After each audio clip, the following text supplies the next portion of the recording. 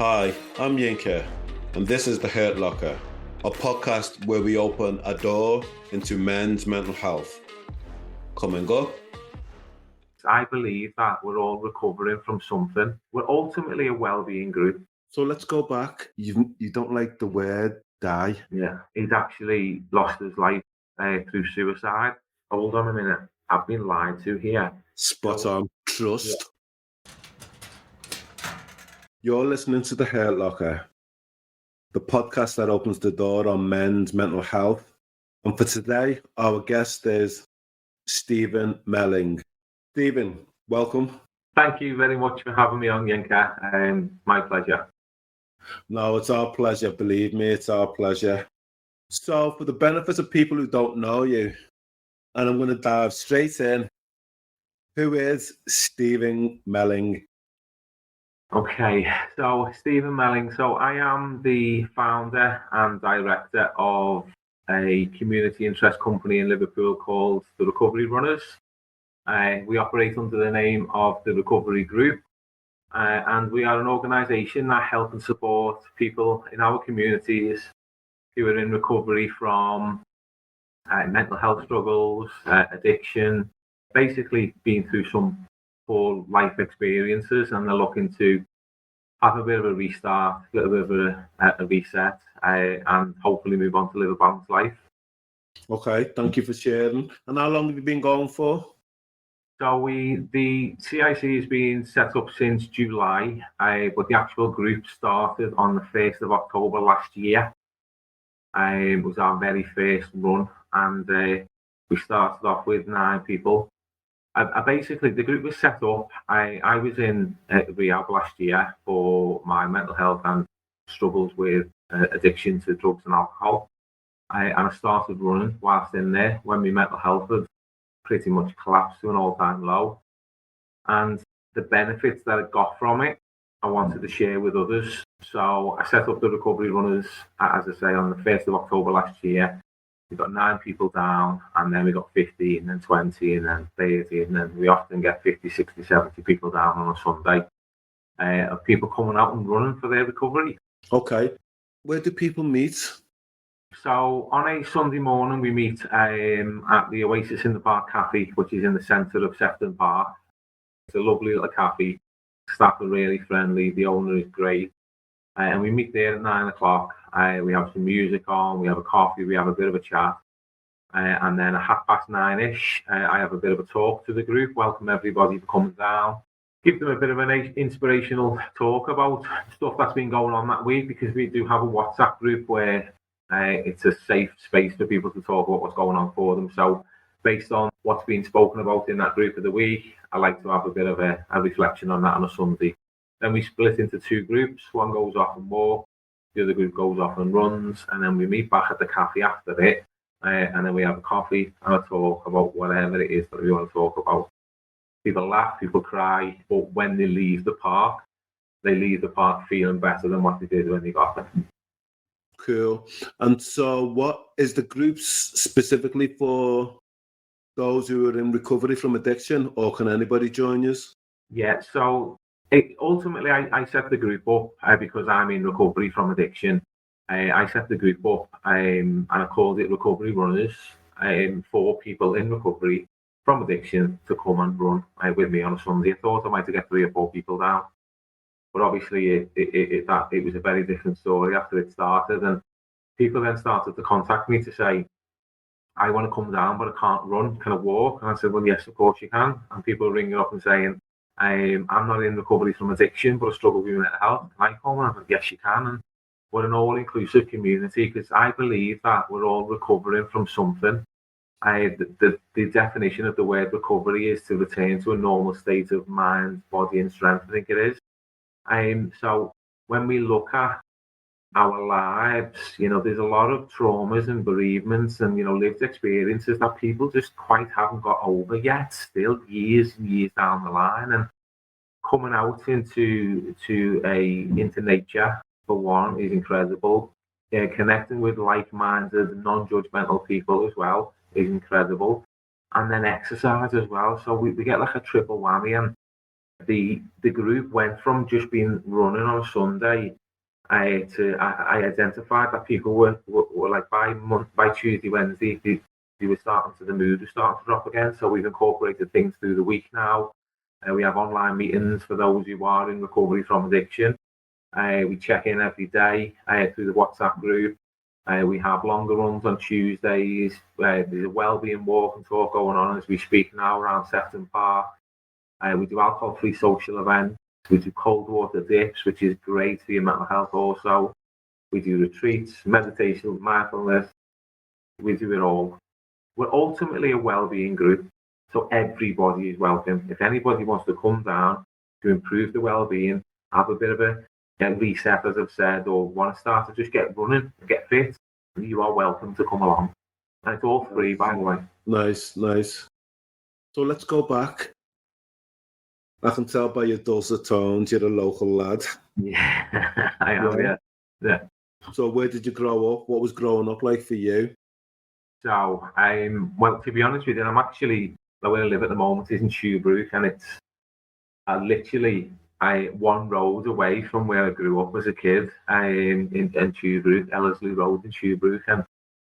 And my childhood, when I think back of those memories, was great up until the age of about 9. So what I can remember as a kid, like my core memories of the good times were going to my nan's on Christmas Day and having my auntie, my uncle, my mum, my dad, my nan, my granddad, my cousins, my sister, everyone round in my nan's small little house in Cancel Farm. And the adults will be on the big table having the roast dinner, and then the kids will be on the sofas, and then we, the little kids, will be on the footstool eating. But it was absolutely, just for me, bliss. That for me was family, and I absolutely loved it. And my uncle was a huge part of my life growing up.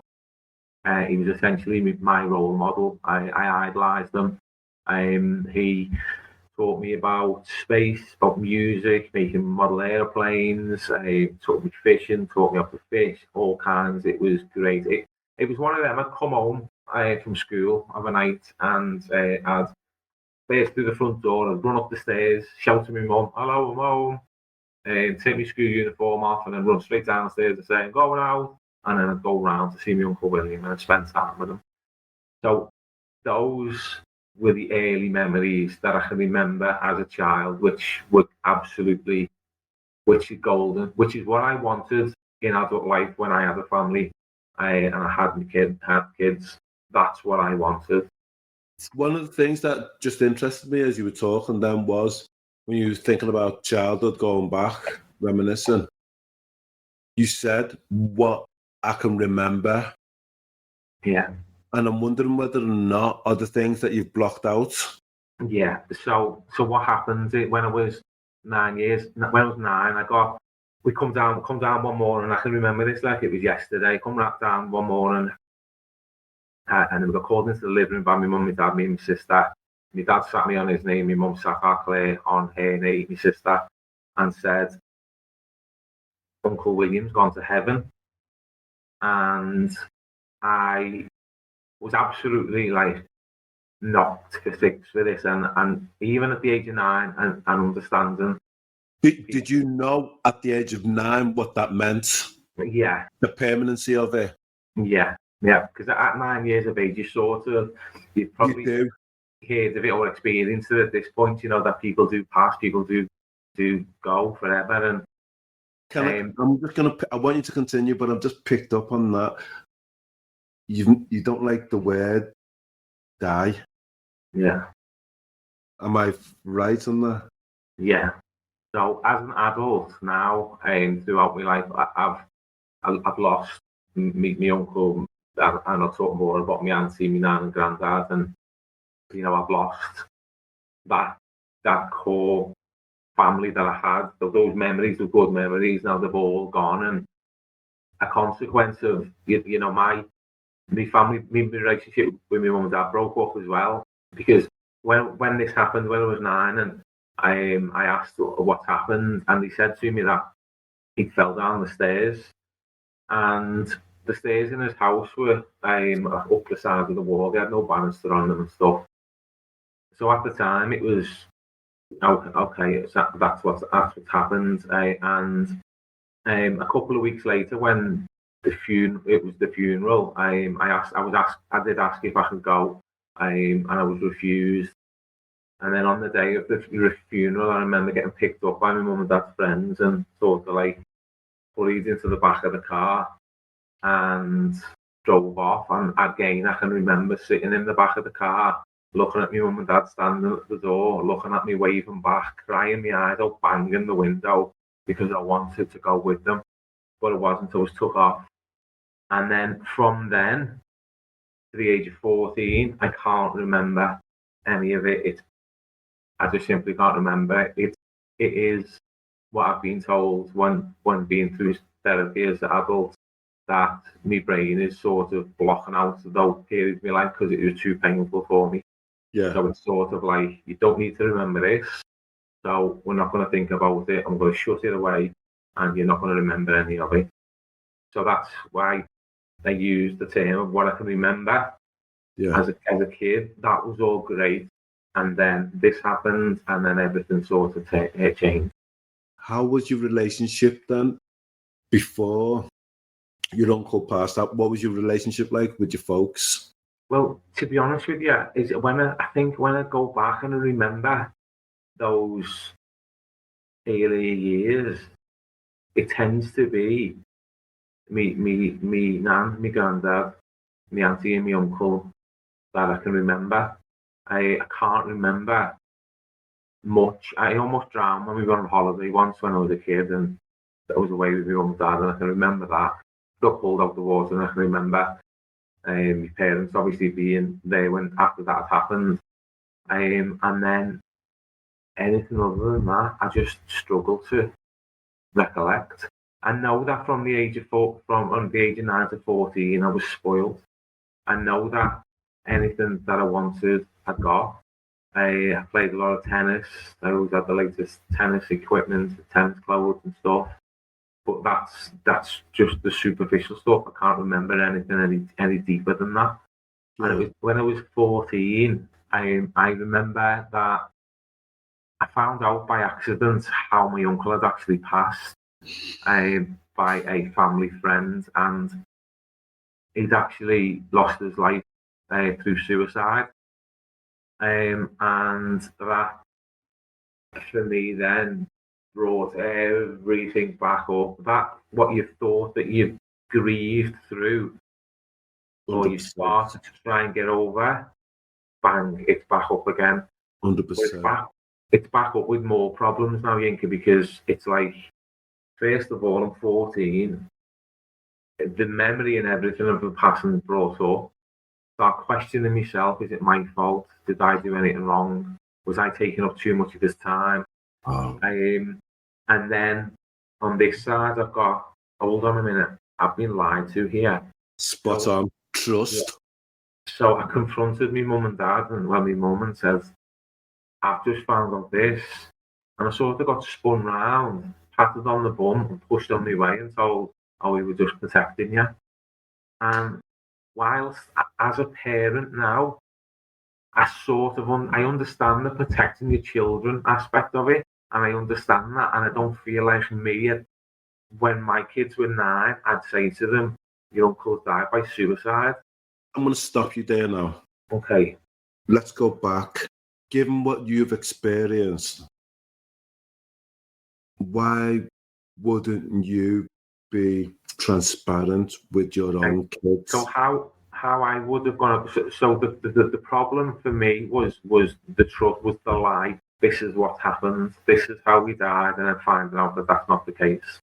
Yeah. So if it was myself now, and my son was 9, I would say to him that if asked, Uncle William wasn't well, and sort of when he's at an older age, then be able to sit down and say, we don't quite know what was going on, but obviously he was struggling with something, and because he was unable to cope with that at that time, this is obviously what the outcome was for him. 100%. No one knew about it. But so for me, transparency and honesty is so important. Like, I talk to my kids about me 17-year-old, now he's almost 18, since the age of 15, I've started to talk to him about my struggles in life and my problems with drink and my problems with drugs and my problems with mental health. And I explained to him, I'm telling you this because I don't want you to go through the same thing as me. I'm trying to show you, don't make the same mistakes as me. This is what happened. This is how easy it can be for things to get out of control. And these are the consequences for me. And you've seen them, Daniel, growing up. But it's important for me to be honest with you. And some parents will be like, oh, you can't talk to your kids like that. And I'm like, no, you have to. This is the problem with the world today, or society today, is that the kids are mollycoddled too much around these important conversations. Nothing like, it might get bridged over the top of it in schools. We might talk about drug awareness, but we don't have somebody in there talking about real life stuff and saying, well, listen, this is the consequence. Look at my life. It almost put me in prison. It almost killed me. This happened, this happened. And it all started off with me thinking, I want some new friends. I'm going to knock around with that gang of people. Because after the trust issues with my parents, I didn't trust anybody. And to be honest with you, I still struggle with trust today. But because I'm in the best headspace that I've ever been in my life, I'm able to sort of manage that and say, well, people deserve to be trusted until otherwise. So at a younger age, my relationship broke down with my mum and dad. I didn't trust them. Then when I started to go out, I've lost my uncle. I've effectively lost my parents now, although I'm living with them. And then I started to go out into the world, and I started drinking when I was 14 at the tennis club. But I don't think there's any coincidence that that's when I found out the truth. That's when I started drinking. I started going out at the age of about 16 into town. I started taking ecstasy tablets and speed. Quickly that out by the age of 17, snorting cocaine.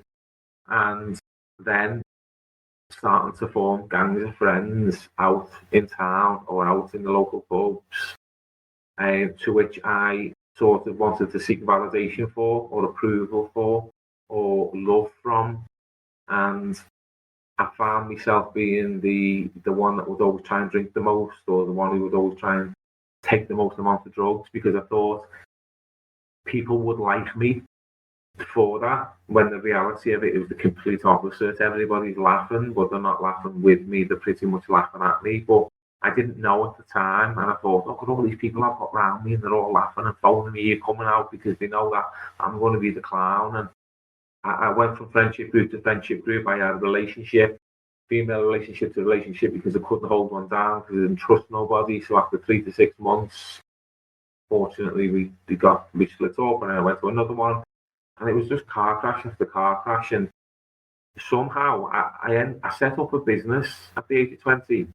In the madness of all of this, I set up a business which was quite successful. And at a young age, I had a £40,000 car. I had a 3-bedroom brand new detached house. On the outside, everything looked great. But behind the doors of a night time, I was in bits. I now know it to be anxiety.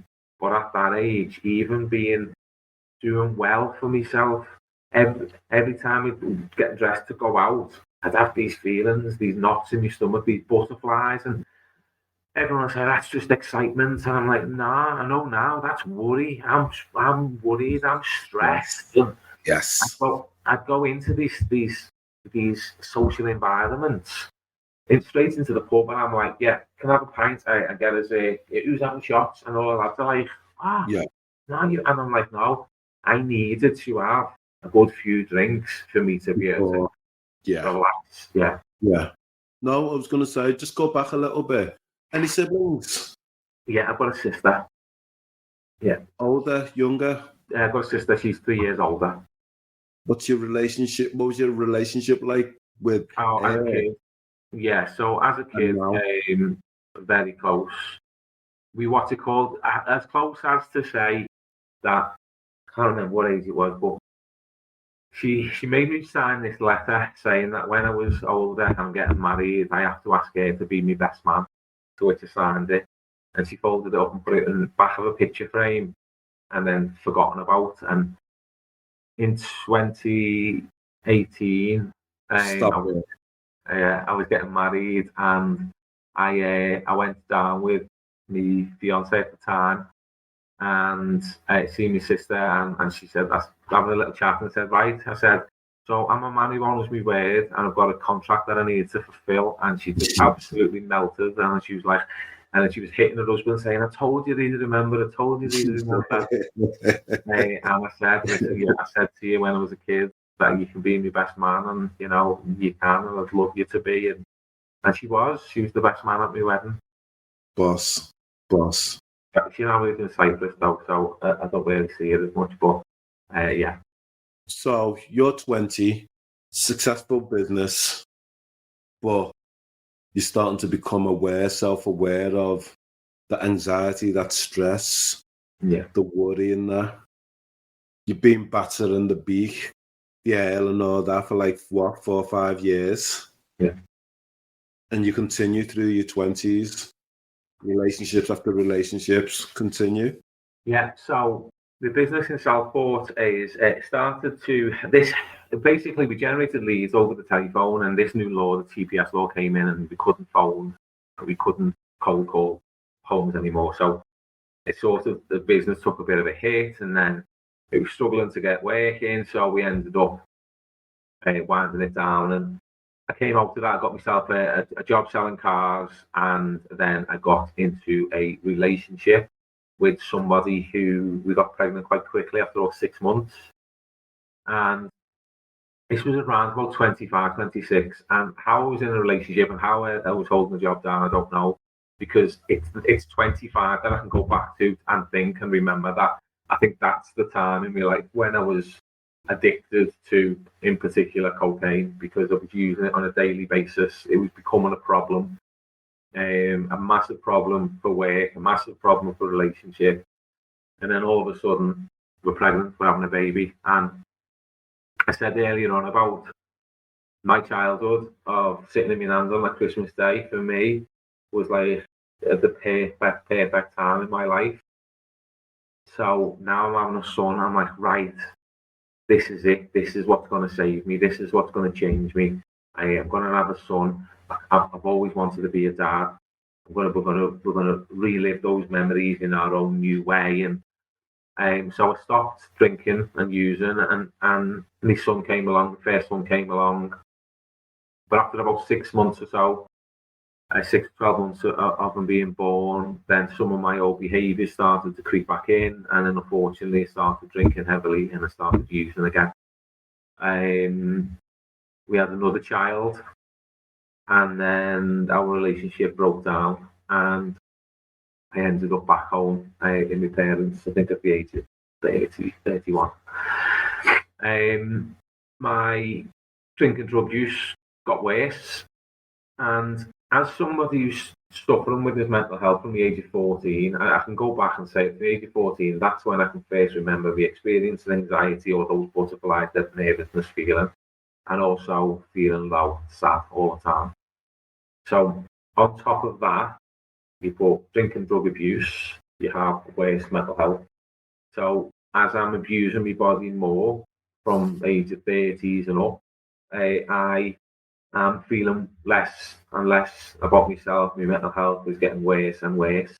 And the crazy thing about my life experience, my story, is that I'm holding jobs down. I've set up a business which was relatively successful. I went on to sell cars for years successfully as a really good salesperson. And then I lost my driving license. I'm drink driving. Through drink and drugs? Yeah, drink driving, yeah. Okay. I want you to continue, but the 17 years, by the time you moved back home, right,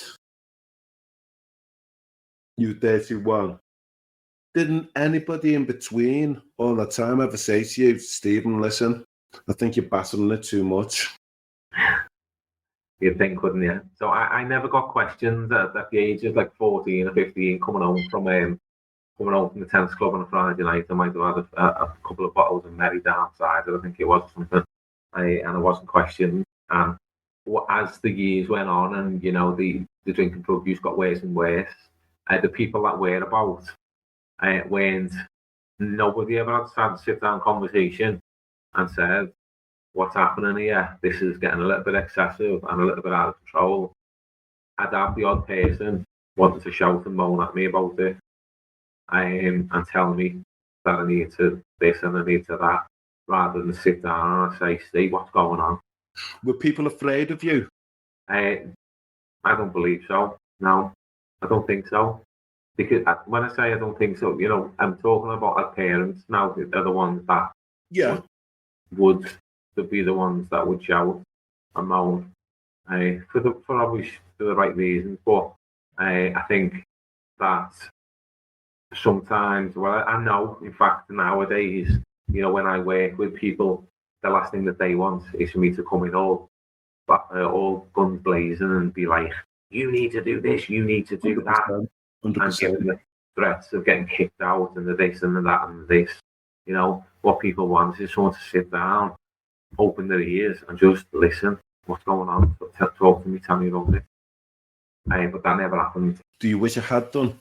Oh yeah, 100%. And I filmed it. I had to send a video into somebody yesterday who's the teaching. She's doing some drug awareness stuff in school, and she's doing some education for the teachers to see what the kids in the school might want in regards to support around the mental health and also drug awareness.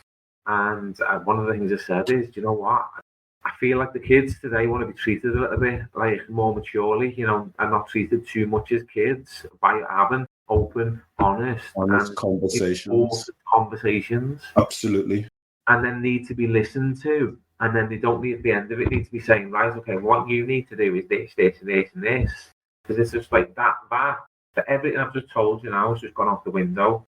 I'm open to having a conversation, but I don't want to be told what to do. I want to be encouraged to make the decisions myself. Yourself with the right information. Yeah. We've got some people, got a couple of lads who come to the group, 17 and 18, and I say to them, do you know what? The courage it takes you to come down and identifying it at this age, I take my hat off to you. I wish I was your age and I had something like this available, or I had the maturity that you've got to say, nah, this is going to be the wrong path for me. I have to do something. They're ahead of the curve, aren't they? Oh, 100%. They're ahead of the curve.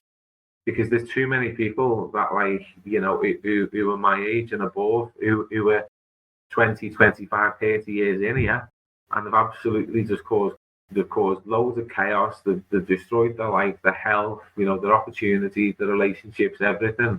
And then they sit down one day and go, I think I need to do something different. Now, 18 years of age, well done. But I want to go back further than that. I want to get into senior schools. I even want to go into primary schools and start having some gentle conversations around the importance of talking about stuff, because that's where we need to capture it. We need to capture it at a younger age. We need to have proper educational classes around more about mental health, more about drug awareness, and the consequences of it.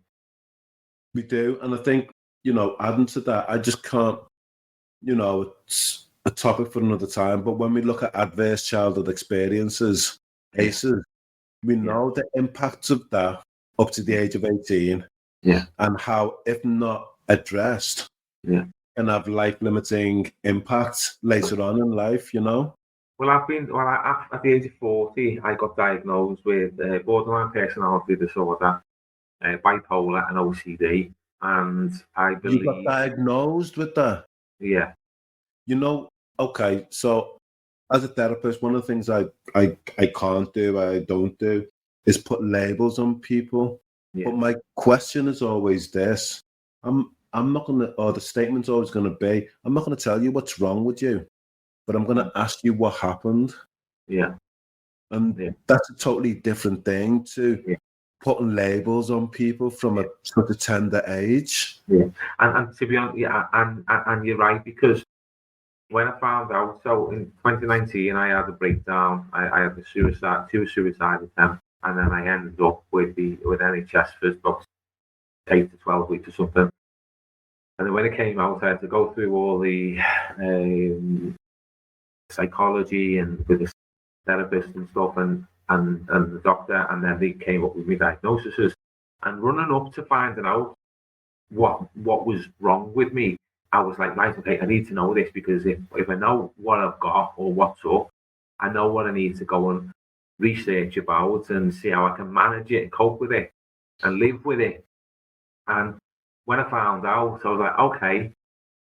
But then immediately, pretty much after that, I was my brain, my chimp in my brain is saying to me, "See, I told you there's always something wrong with you. I knew this. You're broken. You're this, you're that, you're that. How you're only finding out this at the age of 40? All of this stuff starts going on, and that then sadly led me back into my addiction in a heavy way.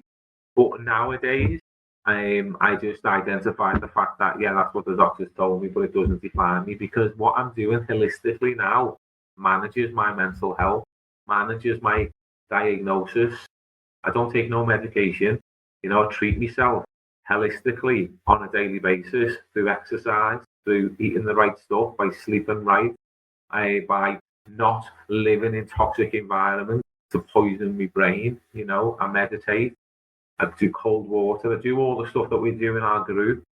And that has allowed me to be in the best mental shape and physical shape of my whole entire life. And I'm 45 years of age.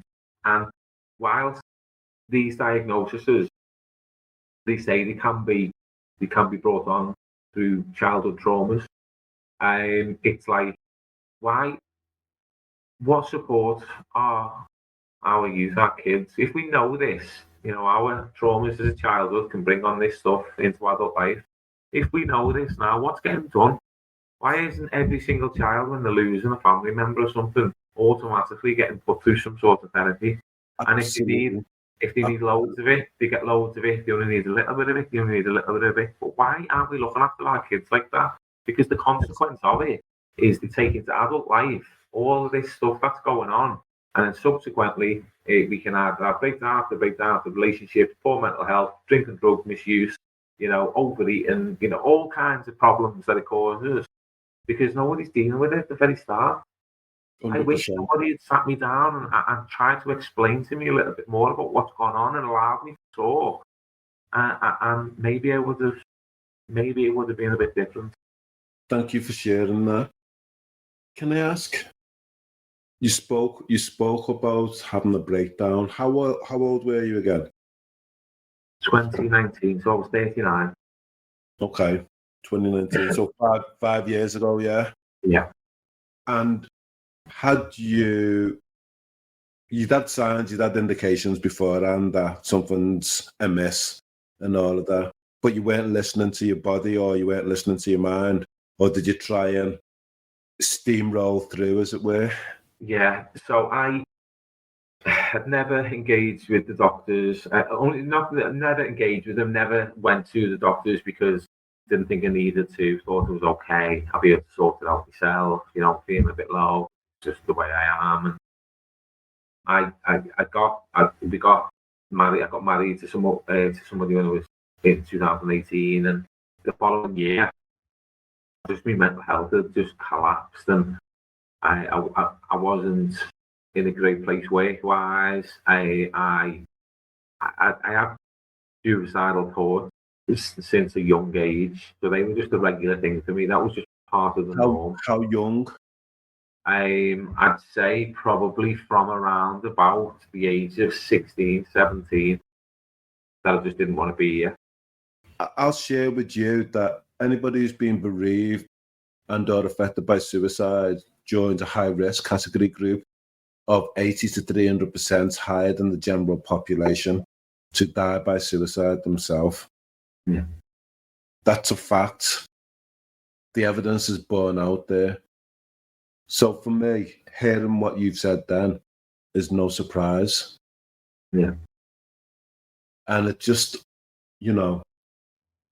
it's crap, isn't it? Yeah. The fact that nobody picked up on you, on your changes and behaviours, to take you one side, to support you, to say, Stephen, maybe you need to consider this. Mm. Yeah. Yeah. And I think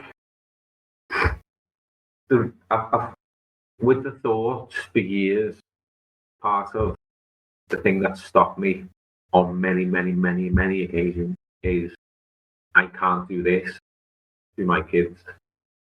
Okay. I don't want them to live with what I've had to live with. So they were your children were your protective factors, your reason for living.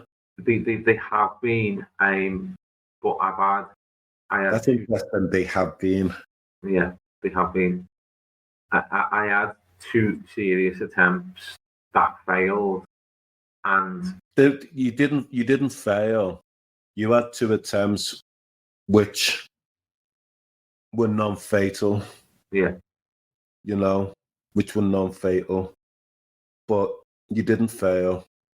I think when I got to the point of when you act out in the way that I did, I don't feel like many people will understand unless they've literally been there. Is the pain, the physical pain, the emotional pain that you experience to the point of like not being able to cope, and regardless of what you've got around you, and you knowing like I will absolutely destroy their heart, and then still being in the place of acting out, I cannot express the pain that you're in.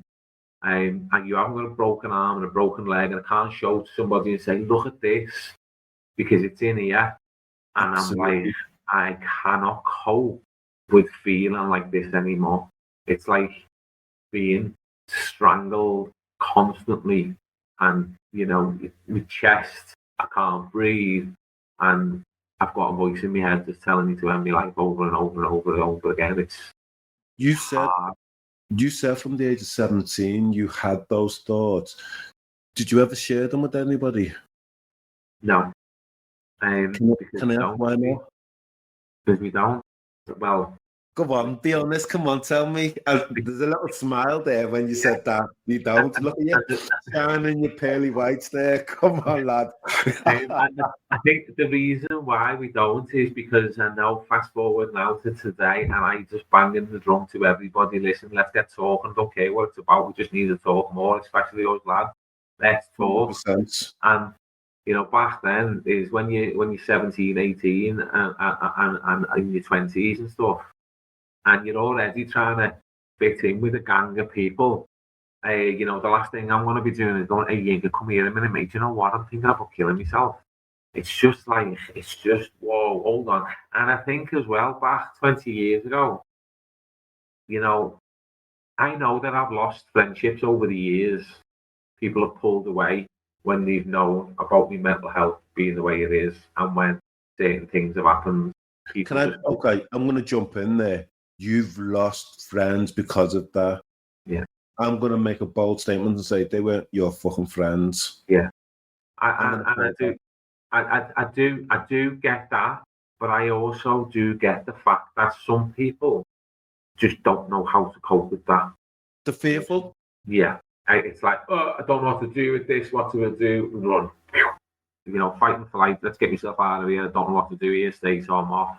And it's sad, but yeah, the smile was because I can't really call myself a hypocrite because I didn't know then, but nowadays I'm like to everybody, listen, let's get talking. And this is why I want to do the stuff with the schools and stuff about, come on kids, let's talk.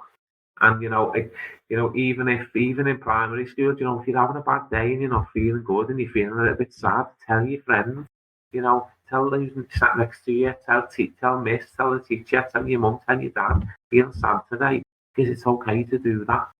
Because if we can start our youth talking in that way, by the time we get into adulthood, when they're not having a good day, when they're feeling stressed and down and all the rest of it, they'll go, you know what, this is how I'm feeling today, because that's how that's what they've conditioned themselves to do. When I'm feeling something, I want to tell somebody. And to normalise our experiences. Yeah. And not have to keep it in. I was just going to add to that as well, the fact that you've just reiterated That's why men are 3 times more likely to die by suicide, because we don't talk. Yeah. And I don't mind repeating that stat every single time I'm on the Hurt Locker, because it's a truism. Yeah. Until we begin to talk, nothing's going to change. Yeah, no, I totally agree. And so here's the thing: is talking is great, but we also need people. We need to educate people as well how to listen properly, because Bingo. because when somebody comes to you and has that conversation, and then if what they get back will influence whether that person's talking again. Well, let's have the conversation.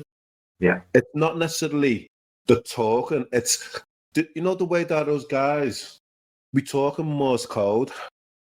Yeah, and then we'll kind of edge it and say, you know what I mean. Yeah. And then we'll nod as if we do know what they mean, but we haven't got a fucking clue what they're talking about, but we just bluster our way through stuff. Yeah. And those guys, little things like, Steve, take my season ticket. I'm not going to need it no more. And that I'm an avid red. That's a massive sign. That's a red flag. Yeah. But if somebody's not picking up on that, they're missing the conversation. They're missing the opportunity to ask the question. And that's one thing of yes, people are missing in general conversation, but I feel like the judgment on people when they do talk is, when I started in the recovery and I started this, the recovery runners, I sort of was like, you know what, right? I think this stigma about mental health is actually getting better. It's not as bad. And I know, fast forward 12 months now, I'm like, whoa, it's just as bad as it ever has. And also, as well, the stigma towards people who are in recovery and addiction is absolutely through the roof on another scale. And I'm like, I get judged. I'm getting judged because I'm just this old ex-cokehead, who's almost went to prison and stuff. And I'm like, wow. And the barriers that it puts up. And so I'm like, whoa, right, okay, you've got me out on my high horse here, and I need to start banging on some doors and making some noise about this, because this is not okay. I'm sick to death of people judging people because of their mental health. I'm sick to death of people judging people who are in recovery, who are trying their hardest. And I'm sick to death of people judging people who are stuck in addiction, because behind that addiction is somebody in pain, and behind that pain is stories that will make you cry going to 100%. Sleep. It is shocking, and too much of society just look down and go, well, that's your own problem, isn't it? Why don't you just stop? And you're like, wow. Yeah, exactly. Wow. That's all you can say. That's all you can say. If it was that easy, wowza. After my diagnosis, my addiction went through the roof, and it comes to the end of 2020, and my wife at the time came to me one day and said, I've had enough, I want a divorce. And I went, shit, I'll go into rehab. And she went, okay. So I went into rehab for the wrong reason, to save me marriage. Save your marriage. Yeah. Okay. Followed through the process. Yeah. Went through it. Played the game. Yeah, done everything I was asked of me, came out the other side, and was like, there you go, look, I'm fixed, I've done this for you. All right, great. And the reality of it is, I've gone through all that, but none of my behaviours have changed because I didn't put any of that work in, because I didn't need to, because Steve was sound, I was full of ego, I was still controlling, I was still abusive, I was still all those things, but I just don't drink and abuse no more, so that's okay. But it weren't. And my marriage broke down. We separated. I moved into a flat on my own, and after about 6 months of being there, my mental health over the months has deteriorated. I'm not going out anywhere of a day, staying in the house, staying in my head. And then one day, I was like, I need some help again here. So I went back to the doctor. They put me on, give me a prescription for my medication. On my way home, I got them. And when I took my tablets for my medication, literally, as soon as I swallowed, something in my head went, Well, if you're on that stuff, you might as well be on the other stuff, because you know that stuff doesn't work for you, Stephen. By the end of that day, I was drinking and I was snorting cocaine again. That then went into the worst 7 or 8 months of my life in regards to my drug use. I was drinking and using every single day. I had a job as well at the time. Tell me how, I don't know, but it did. And then that went through till the December time. And in December time, I ended up saying to work, listen, I can't do this no more. And then it was the Christmas time. I seen the kids in the morning time, Christmas Day, and I'm on my way home. I got what I thought I needed for that day. Went home, locked the door in the flat, and then just cracked on with what I was doing. And come to about 2 o'clock in the morning, and I've run out of the cocaine, but I'm still ready. I'm still wanting to continue. So I find myself out in the car under the influence. I'm not proud of it, and I couldn't get cocaine anywhere, but somebody offered me crack, and I ended up in a crack house, not far, well, down Kensington Way, till 8 o'clock in the morning, smoking crack cocaine. So my addiction now has took me from having a drink of cider at the age of 14, merry down cider, yeah, at the age of 14, taking some tablets at 16, to starting to snort cocaine socially, from like the age of 17, to taking it indoors, to now I'm in this extremely vulnerable situation, in this moody place, smoking crack cocaine. Did you feel vulnerable? At the time, not really, because of obviously the state that you're in and stuff. And it's only the next day when I've got home and I'm up and I'm like, what have I done? I could not believe all the guilt and the shame. And here's the thing. Was that the stigma because it was crack as opposed to coke? This was the thing, right? I've like, so a lot of the people who are out now are drinking and doing what they're doing and stuff like that will all be looking down, going, oh, look at you doing that over there. And I'm like, and I was the same. I was like, I can't believe I'm doing that. That's disgusting. That's this, that's that. Very judgmental. Exactly the same drug as I'm putting up my nose.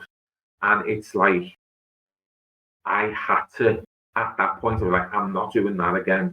So I made sure, I'll make sure that I've got enough of a night time so I don't run out again. Like, not just total irrational thinking, rather than thinking, maybe you should go ask for help. I thought, I tell you what I'll do is I'll get more. That'll be the answer to the problem. I'll stop up. Oh, and that came with its own issues. And then, of course it did. In January, then my mental health after this has collapsed again. So I'm beating myself up even more over the situation. My mental health's on the floor anyway. And then I end up with the crisis team again in January 23. I've planned to end my life again. I've set something up in my room. I've written letters to my 4 kids. I've written a letter to my ex-wife, apologising. Do you still love her? No. You moved on? Yeah. I've wrote letters to the kids, basically apologising to them, telling them that I love them dearly. And I don't know what it was at that point in time. Done everything. I thought, right, okay, something in my head was go and have a breath of fresh air, Stephen, before you do this. So I've gone out and I've gone for a walk, and I don't know how, I don't know why, my legs have took me to Broad Green Hospital. And in Broad Green Hospital on the ground there is Broad Oak, and I've been to Broad Oak before.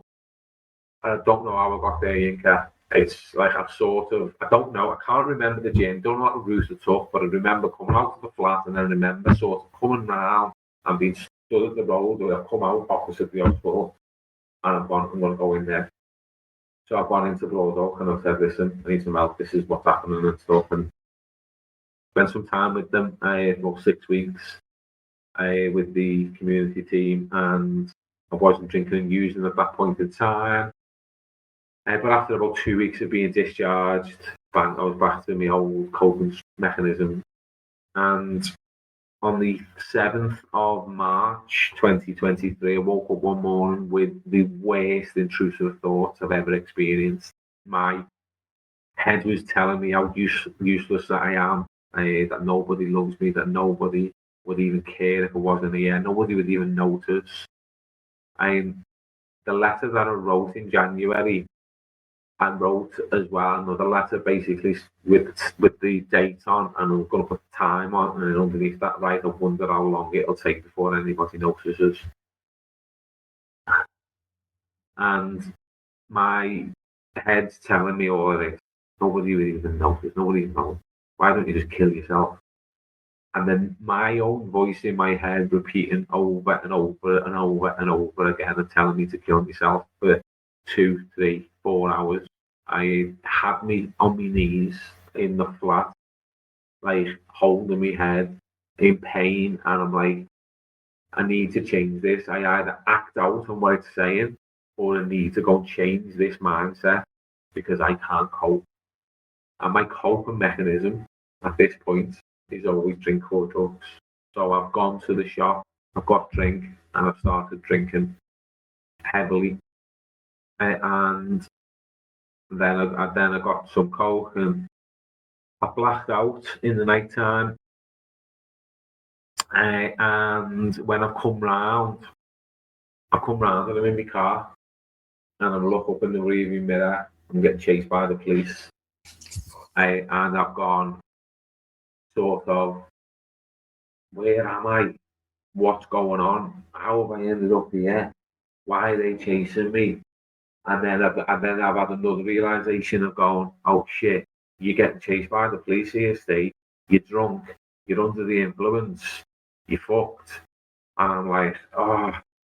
So at this point, all the irrational, everything's coming to my mind of saying you just need to try and get away, Steve.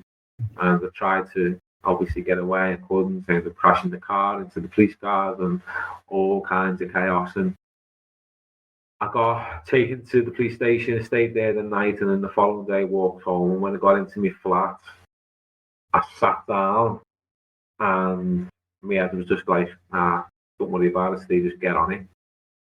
But something in the air went, no, lad, that's it, you're done, you've had enough. So I got up, and instead of walking to the shop, I walked back to the rehab that I went to. And I knocked on, and my support worker from the last time opened, and I said, I need some help.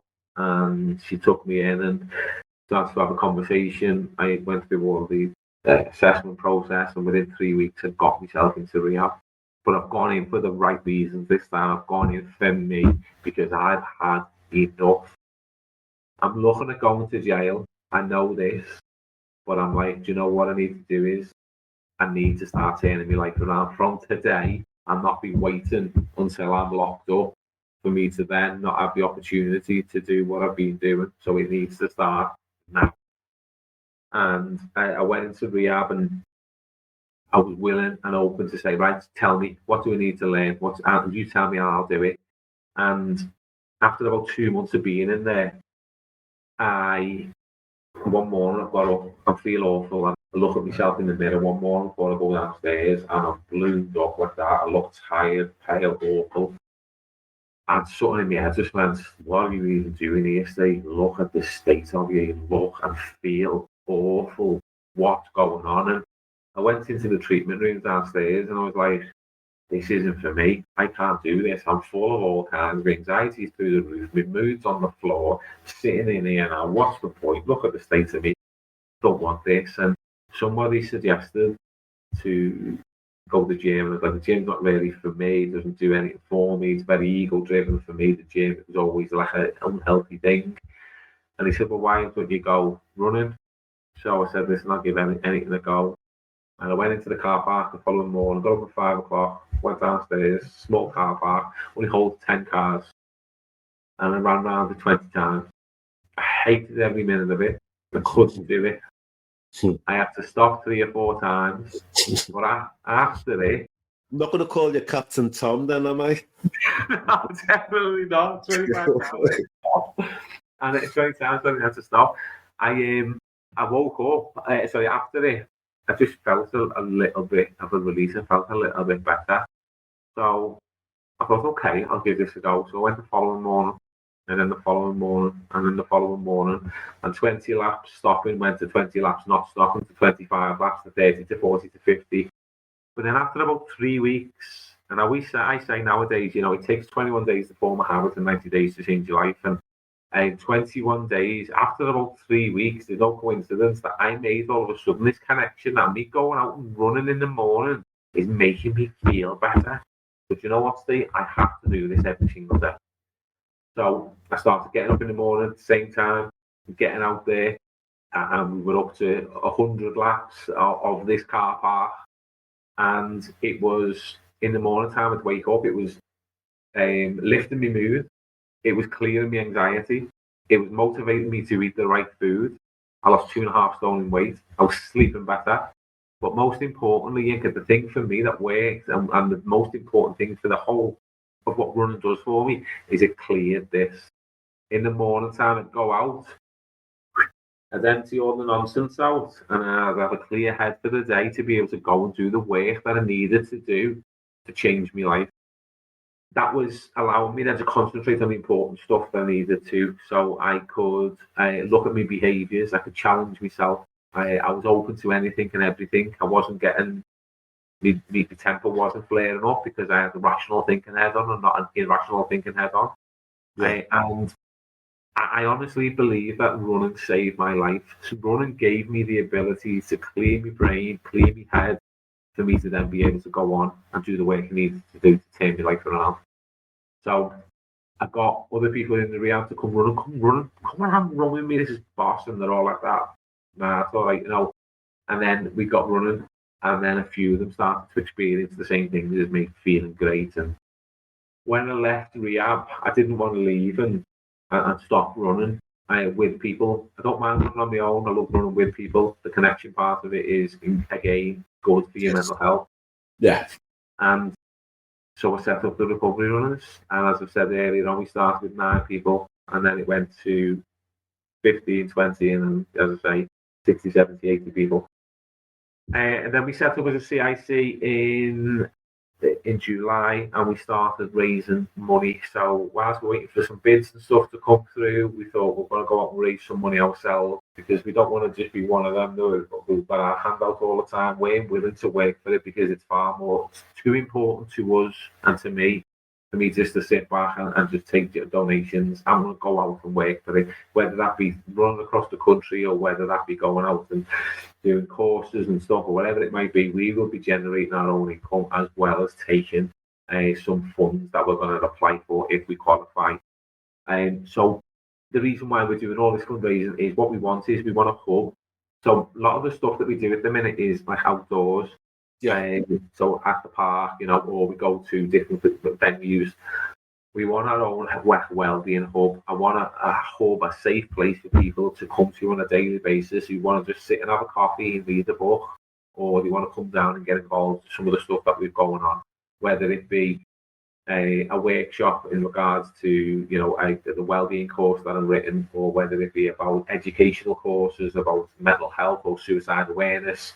It could be, we could have like art therapy on, we could have meditation on, we could have a therapy room with some therapists in there, and it will be a safe space for people to come to and feel like they can just come and relax or talk if they want to with other people that are there.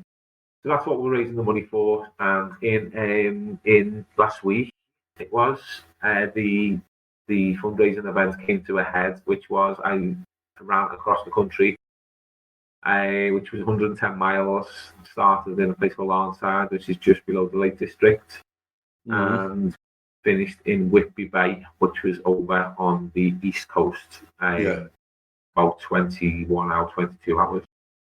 Now, the plan was to run the whole thing, but I only ended up running about 80 miles of it because I got to about 11 o'clock at night, 11 o'clock at night, I think it was. I've been running for about 12 hours now. And let's bear in mind as well, on the 16th of July 2023, I started running around. I was 16 and a half stone, running around my car park in rehab with loads of problems. And now all of a sudden I'm attempting to run across the country, just like 15 months later. And I get to 11 o'clock at night, so I'm not really experienced at doing all this. I'm just sort of winging it. What, run that way? Okay, I'm off. And I get to 11 o'clock at night. I've been running for 12 hours. And I've been running along. I'm feeling my head going, my head bobbing. I'm falling asleep when I'm running. And I'm like, has that just happened? So I continue a bit further in the head bobbing. So I stopped and spoke to the support vehicle and said, listen, I feel like I'm falling asleep.